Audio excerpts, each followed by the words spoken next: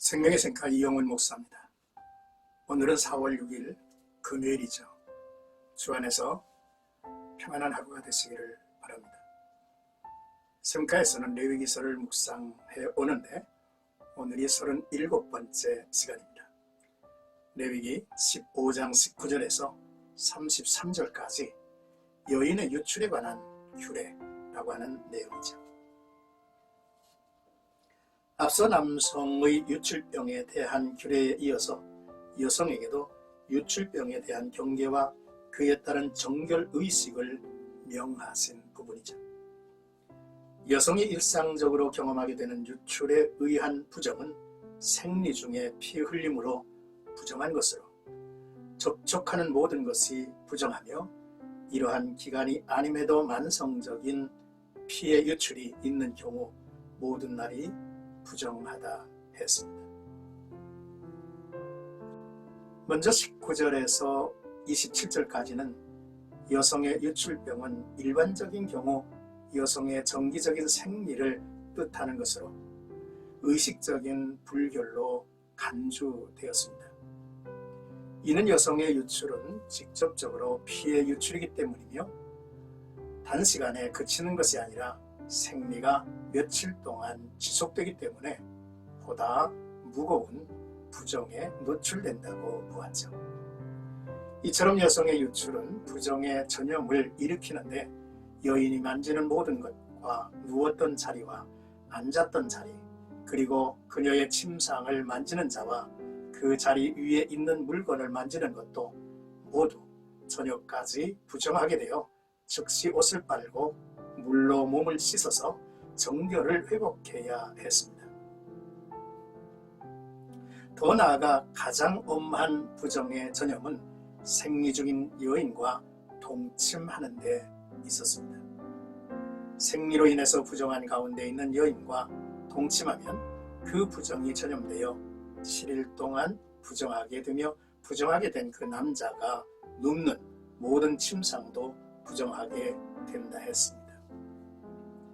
만일 여성이 생리 중인 줄 알면서도 동침하면 백성 중에서 끊어질 것이라고 엄한 명령도 레위기서에는 3번이나 반복을 합니다. 아주 엄히 경계하신 말씀이죠. 이제 28절에서 30절까지는 정결의식입니다. 당시 피의 유출은 신체의 파괴적인 현상으로 보았으며 그 피가 근원적으로 타락하고 부패한 인간의 육체에서 흘러나왔기 때문에 부정하다라고 했습니다. 그러므로 이러한 여성의 만성적인 유출은 회복을 위해 제물을 드려야 했습니다. 유출이 그친 순간 7일을 기다리면서 정결케 되고 8일째가 되면 산비둘기 새끼나 집비둘기 새끼 2마리를 제물로 바쳐야만 했습니다. 한 마리는 속죄제로, 다른 한 마리는 번제로 드리는데 속죄제와 번제는 정결의 회복을 위한 것이지 죄를 속하기 위한 것은 아니었습니다. 유출이 1주간 이상 지속되는 출산의 과정, 또 악성 피부병, 남성이나 여성의 유출병은 속죄제와 번제를 드려야만 했습니다. 31절에서 33절까지는 모든 유출병에 관한 결론의 말씀이죠. 유출병을 통해서 하나님께서 이스라엘 백성에게 요구하시는 것은 바로 구별된 삶입니다. 본문은 단순히 떠나게 하여라고 번역했지만 이 단어는 부정으로부터 구별되어야 함을 가르쳐라 라는 뜻입니다. 왜냐하면 이 부정에 노출되면 하나님의 성소를 더럽힘으로 죽음에 빠질 수 있기 때문이죠. 이 정결 규례를 백성들에게 주는 목적은 바로 이스라엘 언약 백성들을 살리기 위함으로 모든 이스라엘 백성이 도덕적, 영적 순결을 지켜나가도록 하기 위한 하나님의 사랑과 배려임을 알아야 할 것입니다. 오늘의 본문 말씀을 묵상하면서 첫째로 전염성이 강한 유출병처럼 죄는 여러 병으로 우리에게 다가온다는 것입니다. 삶과 경계하고 지속적으로 성결한 삶을 가르치고 강조하여 자신과 가정과 세상을 지켜가는 성도들이 되어야 한다는 말씀이죠. 둘째, 부정은 정한 것이라도 머물러야 할 곳에 머물지 못함으로 부정해진다고 하는 사실이죠. 피와 정액은 부정한 것이 아닙니다. 그러나 그 생명의 피가 몸 안에 있어야 하는 것인데 몸 밖으로 흐를 때 부정해지는 것입니다. 바로 죽음이기 까닭이죠. 정액도 머물 곳에 머물지 않을 때에 부정해진 법입니다. 정한 것이라도 속된 것에 접촉하면 그 또한 부정해지는 것이라 했습니다. 성결하고 하나님께 드려진 헌신의 삶을 우리는 세심히 살펴 살아가야 할 것입니다.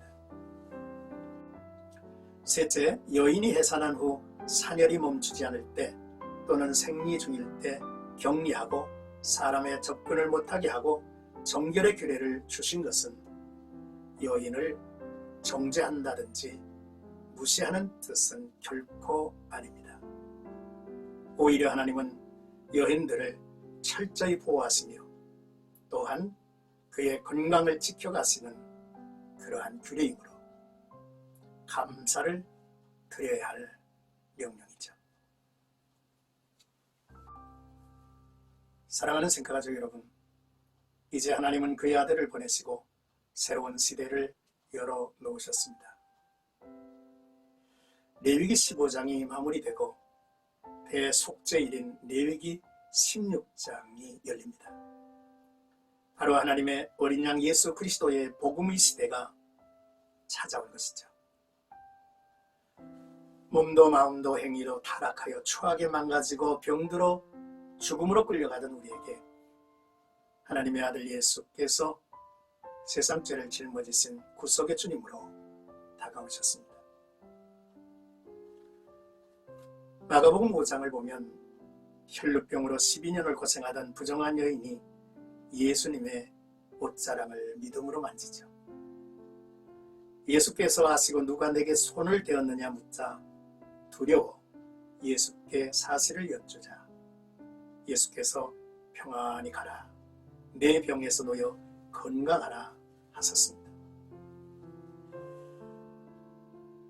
마태복음 8장 3절을 보면 예수께서 산상설교를 마치신 후에 산에서 내려오실 때 예수께서 악성 피부병으로 고생하는 부정한 나환자를 만났습니다.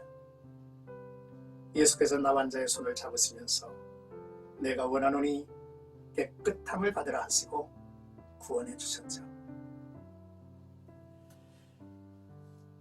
마가복음 5장 41절에 보면 예수께서 부정한 죽음에 다가가시는 모습을 봅니다. 죽은 야이로의 딸의 손을 잡아 일으켜 살려주신 것이죠. 누가복음 7장 36절에서 50절까지 보면 예수께서 바리새인들과 함께 식사하시고 장녀의 죄를 사하여 주시는 놀라운 현장을 우리는 발견하게 되죠. 나와 여러분들은 참되게 회개하고 예수 그리스도를 구주로 영접을 했습니다. 그는 우리의 모든 부정과 죄를 정결케 하시고 용서하셨습니다. 이제 기대하십시오. 레위기 16장에서 구속하신 예수 그리스도를 나와 여러분들은 꼭 만나야만 할 것입니다. 오늘도 주 안에서 복된 하루가 시작되기를 주의 이름으로 축복합니다.